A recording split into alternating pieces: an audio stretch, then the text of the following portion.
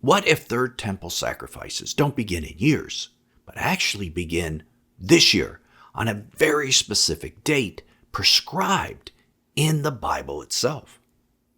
Ecclesiastes 1:9 tells us what has been will be again, and what has been done will be done again. There is nothing new under the sun. So, will both the method and the date that happened in history repeat again? It's a real possibility. In Ezra chapter 3 and verse 6, we read this: "From the first day of the 7th month, they began to offer burnt sacrifices to the Lord. But the foundation of the temple of the Lord was not yet laid." Now, that ancient situation is the exact parallel of what we have today. Temple sacrifices had not happened for 70 years, and they had to restart them. So what is that day? It's Tishri 1, Rosh Hashanah, Yom Teruah, the Feast of Trumpets, a very famous feast in Israel. That's the day that they started the sacrifices back up again. Why did the Bible record that date? Unless it's important. Unless possibly either this year or maybe next year, that's the date the Temple Mount sacrifices will begin again. It's something I want you to sit with because I had to sit with that for a while. And what we're going to see today is that there's a loophole already written into the Torah law, a loophole that was used once before on that feast day that the Temple Institute already knows about. Is it possible that the sacrifices then begin before a single temple stone is cut, before its foundation is laid? Might the sacrifices start sooner than anyone is expecting? In the last video, we looked at something most people in prophecy world have never seen: the physical accessories to the temple that the Temple Institute have already prepared. The garments are woven, the implements are forged, the altar's mobile and ready to use in an hour if needed. The red heifer has been sacrificed and the ashes are stored. Every physical requirement for resuming temple worship is already complete. And this is a key to the end times because we know from Daniel 9:27 that the Antichrist will stop those sacrifices. So if he's going to stop them, they have to start first. And if you watched that video, you probably have the same question that I had. Okay, so the implements are all ready. Everything's ready. But what's the process to actually kickstart this and get those sacrifices to begin on the Temple Mount? That's what we're looking at today. Now I'm going to show you the roadmap, and it's already in your Bible. It happened once before, and the man who led it, Zerubbabel, left us a blueprint recorded by Ezra, so precise that once you see it, you'll never read Daniel 9:27 or look at the modern world events in the same way again. The key is something I'm calling the Ezra precedent, and it begins with a question nobody asks. But before we get into that loophole exactly, let's look at history. Let's go back in time to about 537 BC. The Babylonian exile of Israel is ending. Cyrus the Great has come to power, and he has issued a decree allowing Israel to return to the land and rebuild the temple. This decree can be found both in Chronicles, and it can also be found on the Cyrus cylinder, a very famous artifact which you may know about. So the Israelites are packing up and beginning the long journey back to Israel. And when they arrive in Jerusalem, they find it in ruins. The city walls are broken. The site of Solomon's temple is nothing but rubble, and these people have just walked approximately 900 miles from Babylon.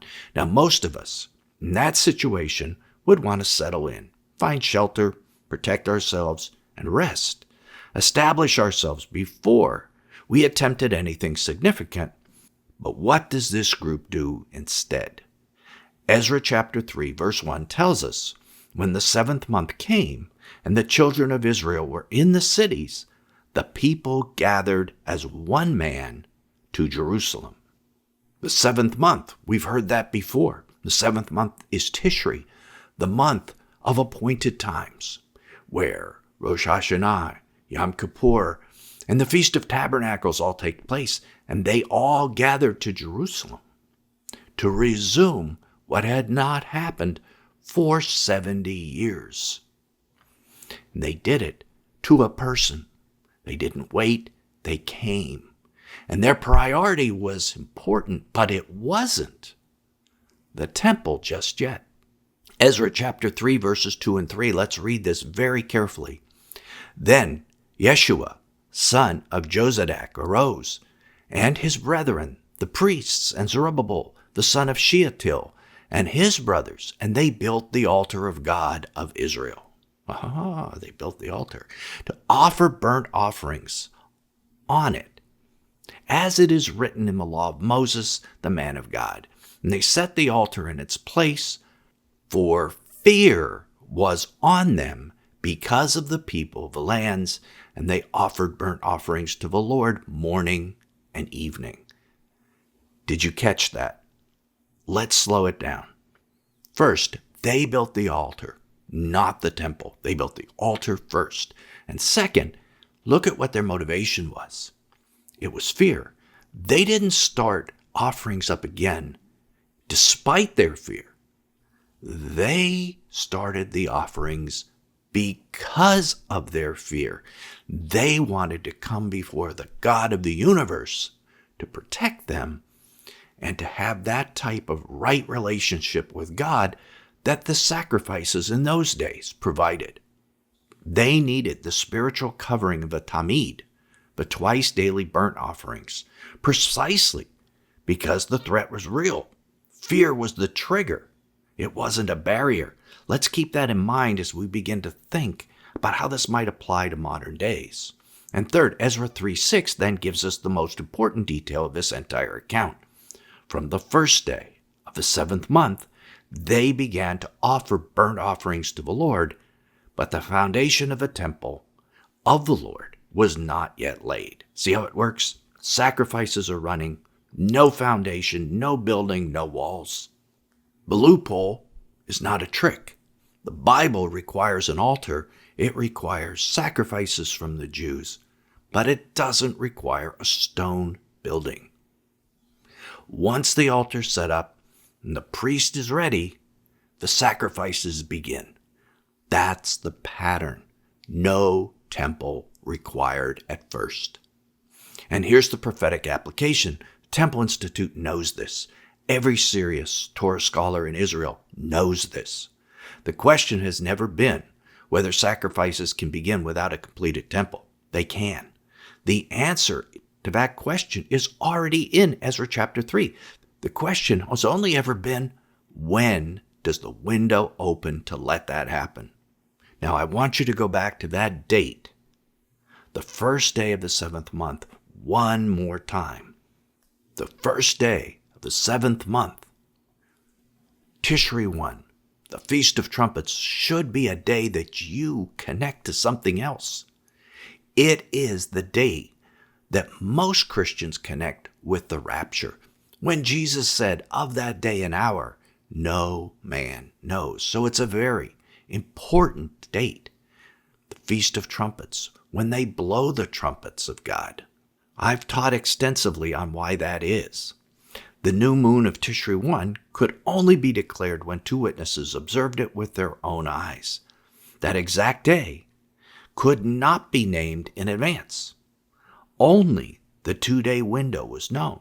That's why it's the day and hour no man knows. That's why it's the hidden day. It's also why it says that the ancient Israelites were watching for that day, and they had 2 witnesses identify it. So, when the exiles returned to Jerusalem and immediately moved to restore sacrificial worship, they began on the Feast of Trumpets, on the one feast associated with hiddenness.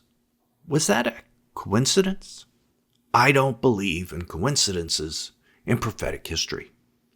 I believe God works through his appointed times, his feasts of the Lord, that they're appointments that we have with destiny, our destiny.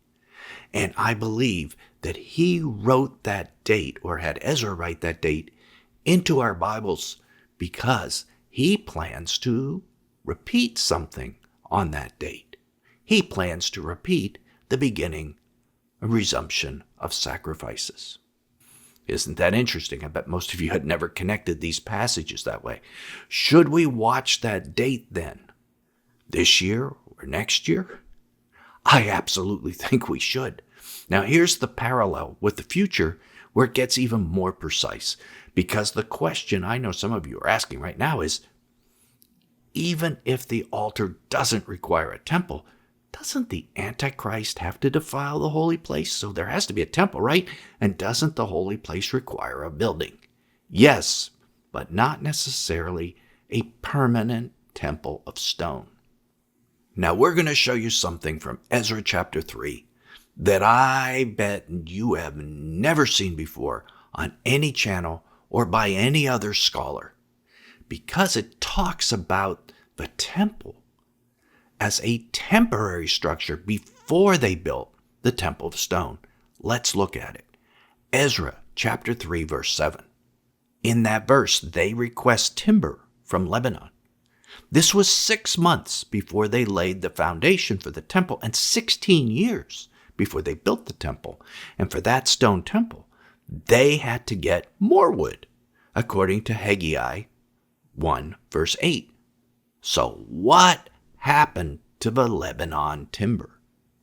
And why does the Bible record it? Was it used for a temporary structure?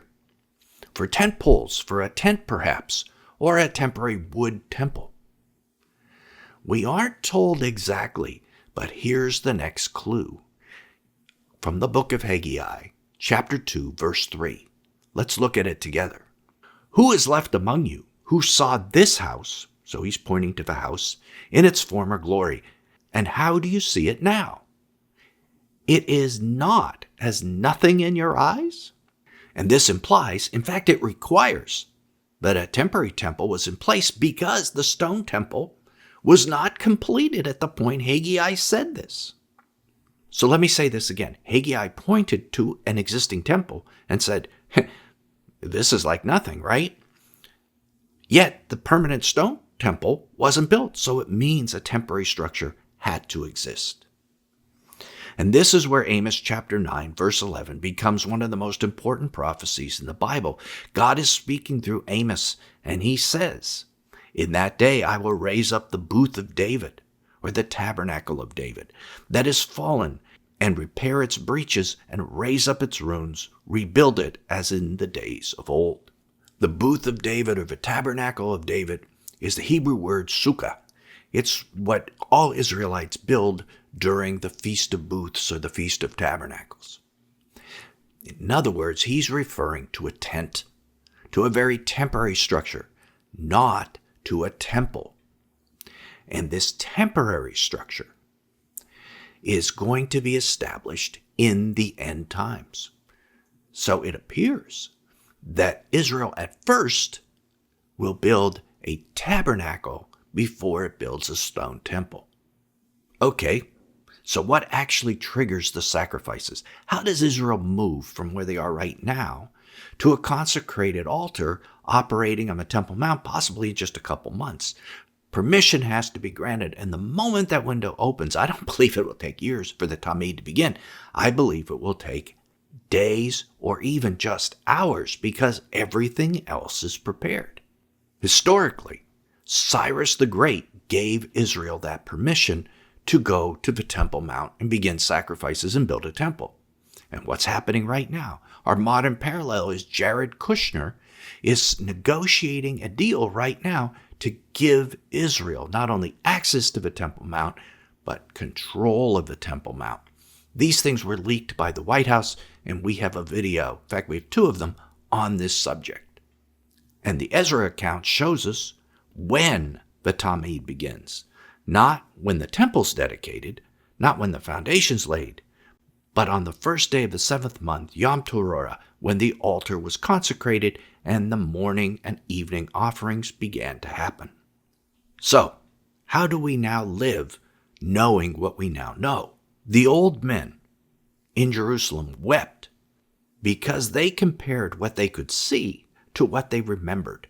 Solomon's temple, the first temple, and the bare foundation in the rubble of Jerusalem versus the cedar and gold and glory of Solomon, it was nothing versus everything. So they were heartbroken that they didn't have what they used to have or what they expected. But God responded through Haggai chapter 2, verse 9, the glory of his latter house, the second temple, shall be greater than the former, says the Lord of hosts. And in this place, I will give peace. It's going to be greater than the former. The humble beginning is not the failure. It's the setup. Jesus was going to walk into the second temple. That's the glory that was greater. So when the third temple begins, what are we going to see? We're going to see a mobile altar that isn't very impressive. We're probably going to see a tent tabernacle at some point that isn't very impressive. And the world is going to say, just some religious mumbo jumbo and, another religious dispute in a disputed city. But there's much more to what we're seeing than what our eyes are seeing. It's the same story as what happened when the sacrifices had to begin again back in Ezra. It's the same exact parallel. But those of us who've been paying attention, who know the Ezra precedent, who understand the Tamid, who recognize the appointed times, will know exactly what we're looking at. We will be looking at the beginning of the final sequence. So, how do you live in light of that? Watch for the appointed times. Watch Jerusalem negotiations. Watch for the moment that shifts from a permission question to a permission reality when that's granted. And when you see the headline that the daily sacrifice has resumed in Jerusalem, and I believe we will all live to see it, do not be surprised. You already know the roadmap. It was in Ezra chapter 3 the whole time. Now, probably a lot of you are very interested to understand not only when does it begin, but when does it end? And Daniel chapter 9 and Hosea chapter 6 give us that timeline, that 2030 timeline that leads to the return of the Lord. So I know you want to see that. I've left a link for that right here so you can examine it for yourself. I'm Nelson Walters. This is Applied Bible Prophecy, and I will see you there.